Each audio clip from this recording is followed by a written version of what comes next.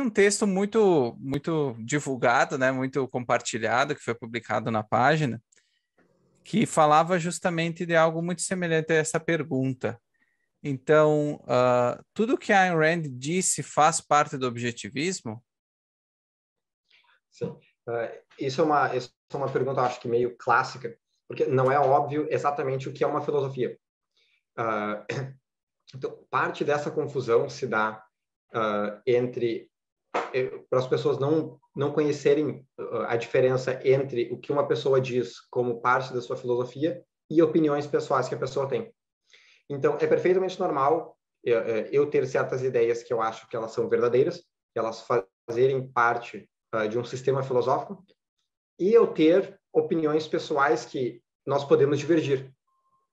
Então, um caso, vamos dizer assim, comum dentro do objetivismo, as pessoas concordam sobre os princípios do objetivismo, ou seja, concordam da filosofia do objetivismo, mas discordam sobre a aplicação desses princípios.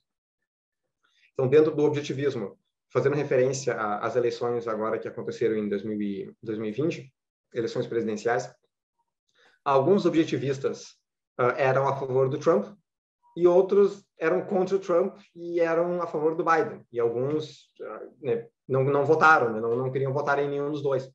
Então, só porque as pessoas concordam nos mesmos princípios, isso não significa que elas vão concordar em todas as consequências desses princípios, digamos assim, no sentido de não são deduções. Como eu aceitei o princípio X, né? Por causa do princípio X, então Y é verdade, Z é verdade, etc, etc. Não é assim que funciona. Né? Eu posso ter certa convicção, mas a minha compreensão sobre a aplicação desse princípio pode ser diferente. Então, o que eu vejo como problema é que muitas vezes quando a pessoa ela entra no objetivismo, né, ela passa a ler entra no objetivismo, parece que é um culto, né? Ela entrou no objetivismo, agora não pode mais sair, né? Mas acho que muitas pessoas têm essa percepção, né? Agora eu li a Revolta de Atlas, eu li o livro tal. Eu acho que eu sou um objetivista, eu concordo com isso daqui. Tá, então quais são as regras? E a pessoa fica numa ideia de tem regras para seguir, né? A pessoa ela vem regra geral, ela tem um background religioso, e na religião tem 10 mandamentos, né? Tem regras a seguir, tal. Então, quando ela entra, né, no objetivismo, que é uma outra filosofia, né? Religião como uma filosofia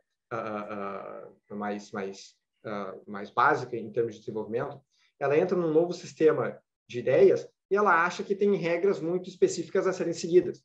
Então, a pessoa acha, bem, Ayn Rand disse que ela nunca votaria numa mulher, ela não votaria numa mulher para presidente. Então, isso significa que eu não posso votar na Hillary Clinton, porque ela é uma mulher e Ayn Rand disse que tal. Então, existe o que está por trás dessa pergunta, em parte, é um certo controle que a pessoa acha que ela tem que ter sobre o que ela tem que acreditar, o que ela tem que pensar e o que é, de fato, objetivismo. E eu acho que isso, em parte, se dá pela pessoa não querer ter uma certa oposição a determinada ideia dentro do objetivismo. Ela quer pensar no sistema como um todo, né? Ela entende que a filosofia tem as suas repercussões, e ela não quer deixar pontas soltas, que, num certo sentido, é uma coisa boa. A pessoa quer ser consistente. Agora, a confusão está entre a diferença entre o que é um sistema filosófico e que são opiniões pessoais, convicções que a pessoa tem que são questões de opção, digamos assim. Então, essa é a principal questão. E é importante destacar que por mais que você tenha, como você disse, os princípios claros, a aplicação não é um processo fácil. Não é essa 1, 2, 3 e está, cheguei na conclusão. Por exemplo, a análise política, ela dificilmente é feita, e isso é uma crítica até aos próprios liberais, em questão de essenciais. Ela é feita, por exemplo, assim, aqui foi aprovada uma medida liberal de liberdade econômica. Tá, então esse governo é liberal. Ah, mas ele aumentou aqui criou um novo Bolsa Família. Não, agora ele é de esquerda. Agora ele é de esquerda. Não, mas amanhã ele aprovou outra liberdade para, sei lá, para liberar o setor de ferrovias. Não, agora é liberal de novo. Então agora tá ok. Então, e esse é muito um comportamento dos pragmáticos, né? A maioria dos liberais, inclusive relacionados à política, elas têm essa postura. É uma questão de ação, é um projeto de lei. Eu vou aprovar uma lei que vai ter mais liberdade, mas na verdade não vai. Você não foi na essência, né, de tornar o país mais livre. Tu fez uma ação que teoricamente tem um quê de liberdade, né, de facilitação, de livre mercado, mas isso não assegura em nada de que o país será mais livre amanhã. Então, isso tem que ficar muito claro. O Rand também falava muito disso, que as pessoas elas não são de esquerda porque elas não entendem de economia, que é muito comum aqui no Brasil, que parece que a única solução é ensinar a ação humana e o triângulo de Hayek, que aí todo mundo vai virar liberal, né? Todo mundo vai querer, não quer mais intervenção, nada, vai ser todo mundo free, né? Todo mundo almoço pago, no caso, não almoço grátis. E não é isso, né? Então, por isso que há, inclusive, dentro do meio liberal, uma preguiça muito grande, né? Uma busca incessante por uma ética, e muitas vezes Rand, justamente por aquela pergunta que a gente fez de ela ser ateia, as pessoas dizem assim, não, isso eu não posso aceitar. Então, eu continuo procurando aqui uma outra racionalização aqui para eu encaixar aqui na minha ética, que não deixa de ser o que Mises tentou fazer com a praxeologia, né? Que, na verdade, é um sistema ético, ele disse que não pode ter ética dentro da economia, que a economia não tem nada a ver com isso, mas ele desenvolve uma praxeologia que, na verdade, é uma justificativa ética, ou ele tenta ser, né, para determinados fenômenos econômicos, né, de um mundo supostamente liberal.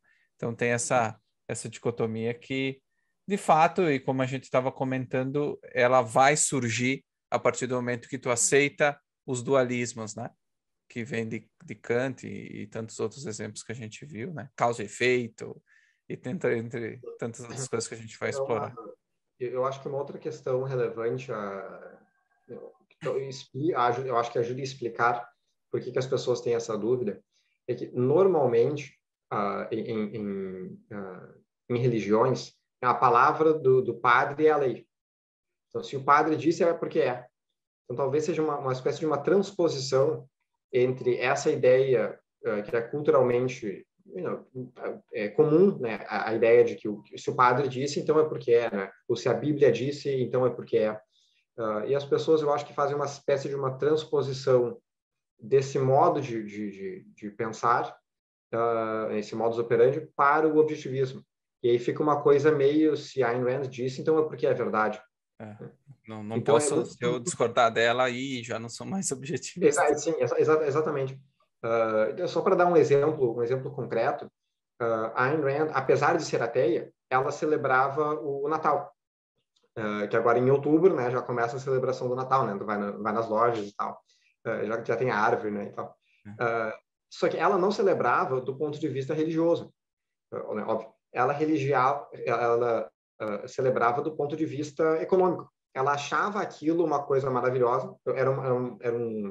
Natal para a maioria das pessoas, uma época do ano de alegria, de esperança, de generosidade, de se dar presente, trocar presente. Né? Então, a maioria das pessoas comemora o Natal, na visão dela, nos Estados Unidos, comemoram por causa desse espírito capitalista, esse espírito de eu sou feliz, eu quero comprar coisas para mim, para as pessoas que eu amo.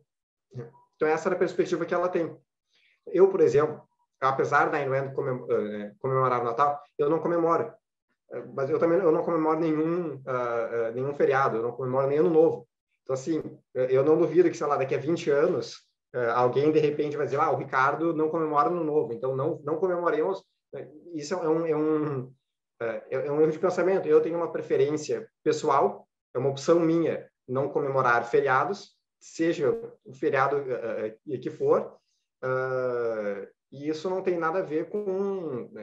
não existe nenhum conflito entre os princípios que eu acredito, que são, né, os mesmos do objetivismo, e o que eu decido fazer no dia 24 de dezembro. Né? Exatamente. Bem colocado.